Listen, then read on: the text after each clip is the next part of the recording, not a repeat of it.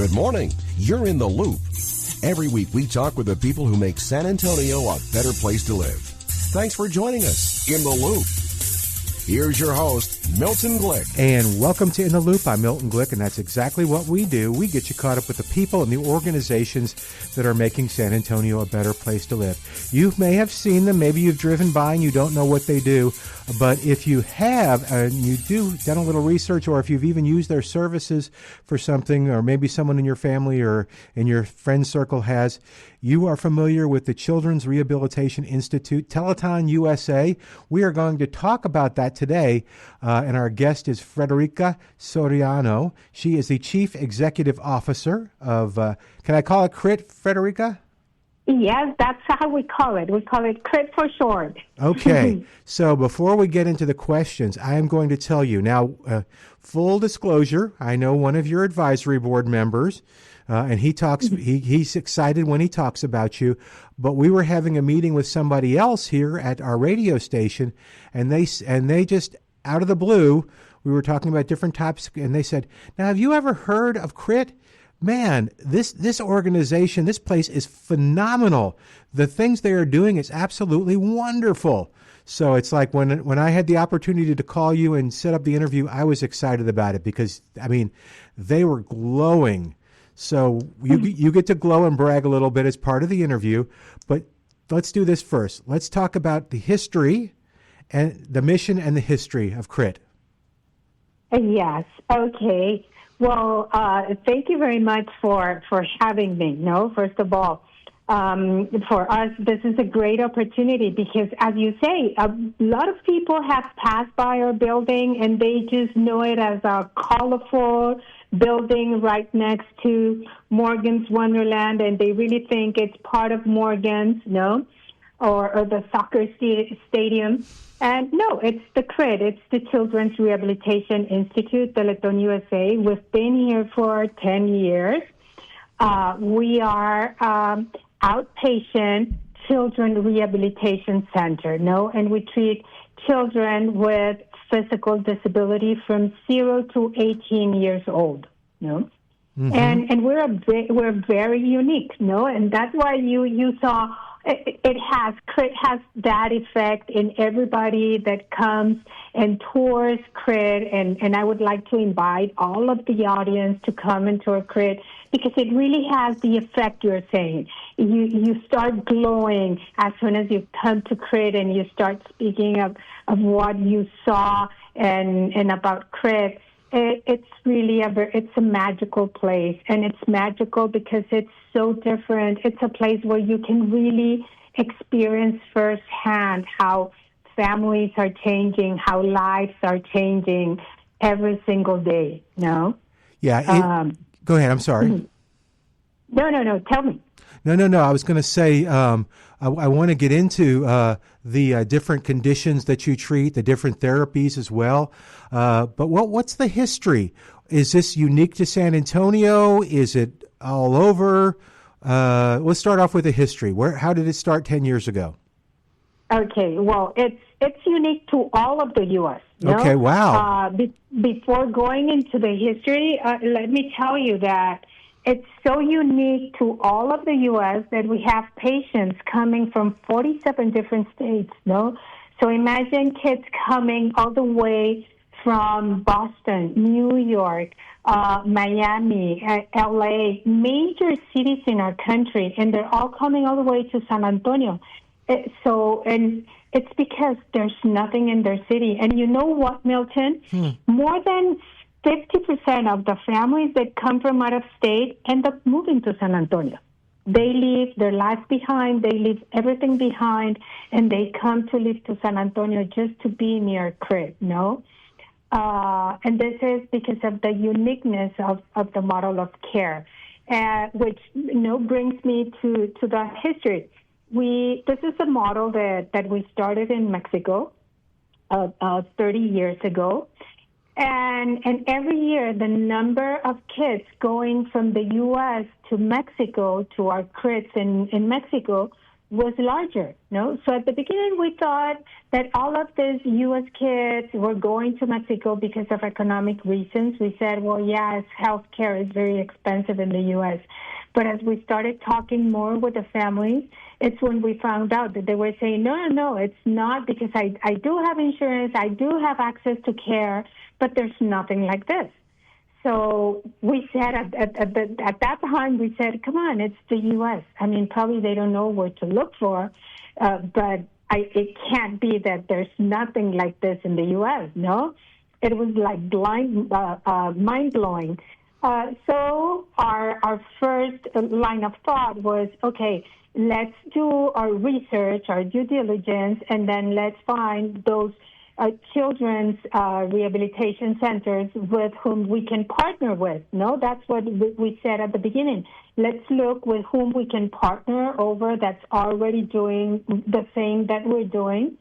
And by trying to find these centers that we thought existed and that we wanted to partner with, it's when I really understood that there was nothing, no? And I went to the children's in L.A., in New York, in Boston, in Miami, all the major cities, in Houston, and asking, okay, what happens? I mean, you do have everything inside a children's hospital, but, I mean, let's be real. For how long can you be an inpatient? What happens when you discharge the kids? Where do they go? No? And that's the problem. When you are discharged, when a kid is discharged from the hospital, they just tell them, okay, now you're going to need therapy. And there's no rehabilitation, outpatient rehabilitation centers. You can find a lot of therapy centers, a lot of therapy offices, a lot of home health, but I mean, if you go to a therapy center, then you're going to have a therapy plan, not a rehabilitation plan. And when you have disability, you need a rehabilitation plan. Our model of care has 4 pillars: the physical, psychological, social, and spiritual, because really it's not that you have a problem in your legs or in your muscles or in your brain injury. It's a problem that it's a condition that affects all of the person, all of you as a being. And you cannot treat just the back or the brain. You have to treat the whole person. And not only that, but we always like to say that we don't treat kids with disability, we treat families with disability, because when disability steps in, it affects the whole family, not just the kid. Yeah, talk about that too. It's always interesting. These things that we talk about on our station and in the loop often do affect the individual that you serve, but also the individual's family. Can you talk a little bit about what they're going through? Yes. Well, imagine, when disability steps in, into a family, it's not just the kid. It affects the parents, And if you think about it, there's so much pressure in that couple, in that family, that, statistics say that more than 70% of families, of these couples, end up in a divorce. So then what do you have? A single mom having to work and provide for the rest of the family, not having support and somebody else that can help her, to take care of the kid with disability, Yeah. Whereas if you start working since the get-go with the couple, with the family, you end up having a very strong couple, a very strong family that helps you work with a kid with disability, So everybody benefits, but while working with the whole family benefits from the model of care, So we do have, most of our services are for the kid with disability, but we have a lot of other services for the whole family, especially counseling, nutrition, SIP shops, because even siblings, can you imagine, you're a kid, you really don't understand what's going on. But the only thing that you can see and feel, it's that all the attention, it's in your brother or your sister that has disability. So what do you feel? What are you experiencing? Why you can't understand? Why do you don't have the attention your sibling is having? So as a kid, what do you start thinking? Probably I'm not worthy enough. Probably I should do this or that. Probably you start acting out in school, or you have self-esteem issues because nobody is taking the time to explain why most of the attention it's not on you but on someone else. No. Yes. Let me tell people who our guest is today. Federica Soriano. She's the Chief Executive Officer of the Children's Rehabilitation Institute, TeletonUSA. We're talking about the organization. We're talking about the center here, like she said, not a part of, but near Morgan's Wonderland and the soccer field. And we're going to talk a lot more about it. Federica, if people want more information on what you do, what's your suggestion? The best thing they can do is go into the webpage, which is CRIT USA. No, CRIT stands for Children Rehabilitation Institute Teleton USA. So it's critusa.org. There you can find all the information.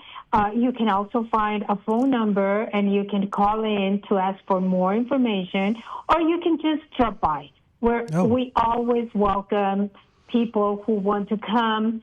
I mean, because they want to bring their kids that have disability and they need services, or because they just want to volunteer, or they just want to know what we're doing and tour our facility, or they want to help us as volunteers in many activities. We have activities, inside CRIT with our children. We have fundraising activities. We have several things that people can help us with, no?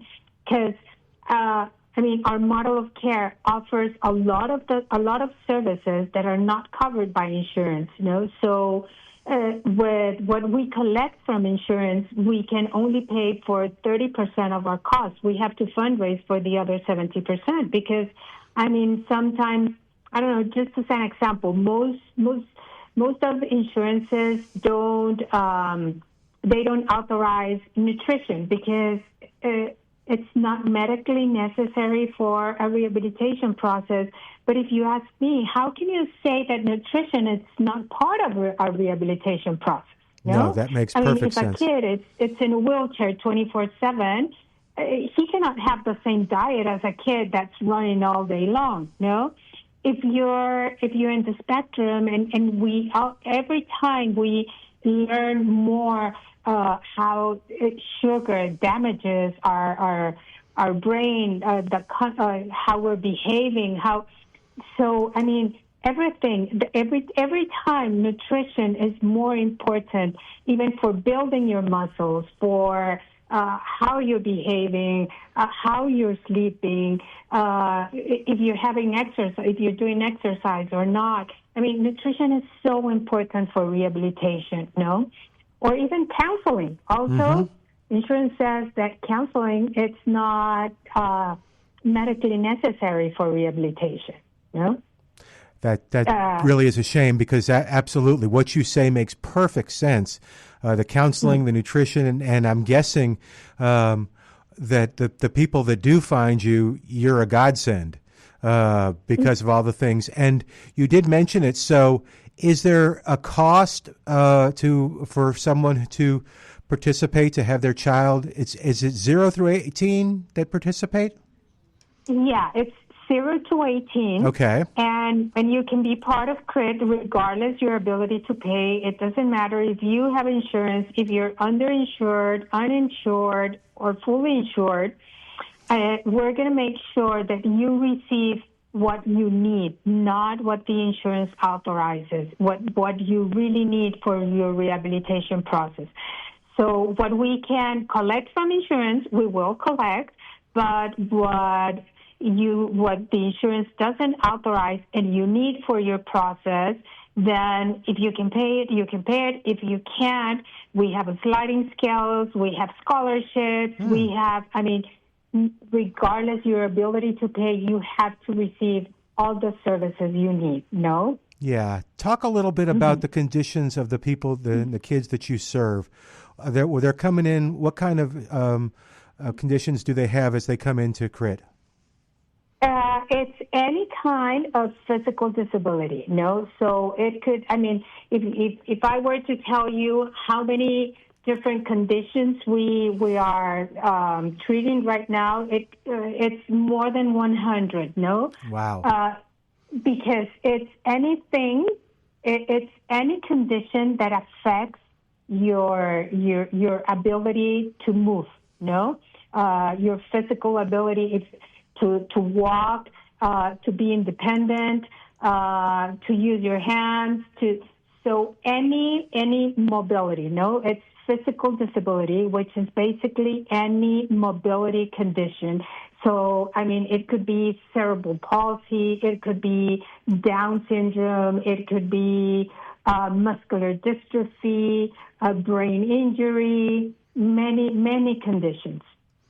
Again, we're talking to Federica Soriano. She is the Chief Executive Officer with the Children's Rehabilitation Institute, TeletonUSA. You'll find them at CRIT, CRITUSA.org, and you'll find a great website that talks about all the things that they do. I'm going to do this if we can. We're going to... Normally, toward the end, we ask what our listeners can do to help you to become involved, but I'm not going to wait till near the end. I want to know, because I do think that this is something our listeners might want to get involved with because of your success, because of the uniqueness of the organization. What are some of the ways they can get involved?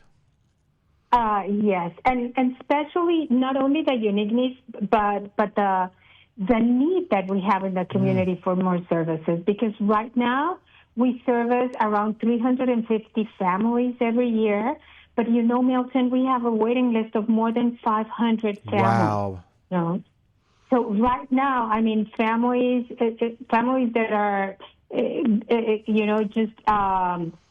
being admitted into CRIT, sometimes they have been on the waiting list for 5 years, no? And this really breaks my heart, because kids grow, and the years that they lose in the waiting list are years that you can't get back, no? And the sooner you start with the rehabilitation process, the better the results are going to be, no? The best way you can get involved with CRIT and help and support CRIT is becoming what we call a dream maker. And a dream maker, it's a monthly giver. No, you just go online and you fill out the form, and you can donate $20, $25. You select the amount you can commit for on a monthly basis, and you become a dream maker. No, that's one way. We're approaching in May 17th. We're going to have our annual gala event. No, and that's going to be a very nice event, and we're going to have the kids participating in the gala, and we're going to have several stories of our families. So it's like a very nice way to start to get in touch with CRIT and start knowing what we do and how we service our community, and also you can purchase the tickets for the gala in our website, and you can find all the information in the website. You can also help us fundraise. We have a program that we call Heroes for CRIT, and in Heroes for CRIT you can become a fundraiser. And we have our digital coin boxes, so that we work a lot with schools or Boy Scout groups or organized groups. That they help us with our coin boxes. We have physical coin boxes and digital coin boxes. Oh, okay. Yes. So it's also like a fun way to help CRID. And so we have like, a group of teenagers that say, okay, we're going to do a car wash and to support CRID, and they open their digital coin box, or in an office, we had last time someone said, okay, the boss said, okay, my goal is to fundraise $1,000. And if you help me, surpass the goal, I'm going to come in pajamas on Monday to the office, Yeah. So, you can get as creative as you want. Or a lot of people say, okay, for birthday, I have everything. I have been blessed with everything. So for birthday, instead of bringing me presents, you can donate in my digital coin box, Yeah, that's actually a great way. And you mentioned a church could adopt you, a business could adopt you, and just do a little fundraiser for you. Yeah, and actually I think your idea of maybe if there's someone who's listening who likes the idea, do you suggest they come take the tour first and learn all about you? Because I imagine they're more passionate after that. Yes. Okay. Taking a tour, it's really eye-opening, life-changer, and I always say the best way to understand what CRID is doing is just touring CRID. Really, it changes you forever, So you can just drop by, you can call and ask for an appointment for a tour, or we have every last Thursday of the month at 10 o'clock, we have a VIP tour. So you can also come on the last Thursday of the month at 10 o'clock, and we'll be here giving tours. Very cool. Yeah, this is going to air after the last Thursday, but then the last Thursday in April will be here very soon, so that would be perfect. Hey, Federica, we have just some time left, but not a lot. Can you put a face on the success that you've had? Is there a couple success stories? You mentioned that you were going to tell some at the gala that's coming up in May. Do you have a couple that you really like that really really talk about what you do? Yes.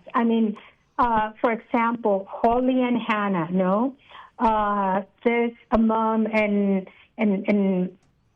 I'm gonna later send you the link because we have a YouTube channel, and it's called TeletonUSA, and you can go into this YouTube channel of TeletonUSA and find many stories of our patients, But for example, Holly and Hannah, mom.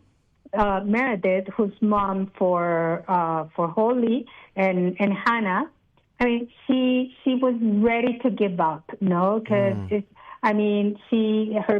her daughter had flatlined 9 times, several surgeries, very difficult cerebral palsy because of all the operations and issues she had. And mom was already ready to give up, And when she went to an appointment with a certain physician, she said, you know what? This is going to be our last resource. I know a center that's called CRID that I want you to go. And she said, no, I'm tired, And she said, I don't want to start all over again. I'm just tired of everything. And she said, just give it a chance. Go once, And then she came, and she says, I started since the get-go. I just wanted to find something to say, to go back with the physician and say, you see, I told you, I told you so.